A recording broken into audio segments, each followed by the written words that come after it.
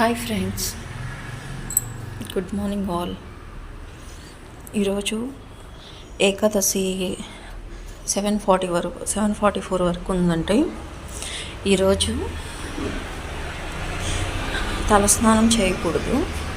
ముందు రోజే తలస్నానం చేసి శివుడి టెంపుల్కి వెళ్తే చాలా మంచిది. రేపు ద్వాదశి అండి, రేపు కూడా తలస్నానం చేయకూడదు. పర్వదినాల్లో తలస్నానాలు చేయకూడదండి, ఎందుకంటే శివుడికి ఇష్టమైన ప్రీతికరమైన రోజులు ఇవి. శివుడు అభిషేకం చేస్తారు.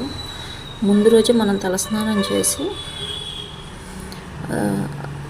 ఏకాదశి కానీ ద్వాదశి కానీ ముందు రోజే ఏకాదశి రోజు ముందు రోజు మనం తలస్నానం చేసి వెళ్ళాలి.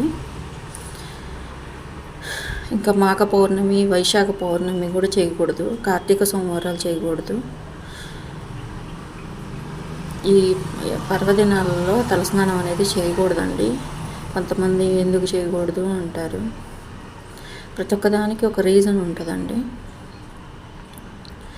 మన పెద్దవాళ్ళు చెప్పిన ప్రకారం మనం నడుచుకుంటే మనకి చాలా బాగుంటుంది. కొంతమంది అనుకుంటారు ఏముందులే, ఏం కాదు, చేయొచ్చు అని. పెద్దవాళ్ళు ఏది ఊరికే చెప్పరండి, ఒక్కొక్క దానికి ఒక్కొక్క రీజన్ ఉంటుంది.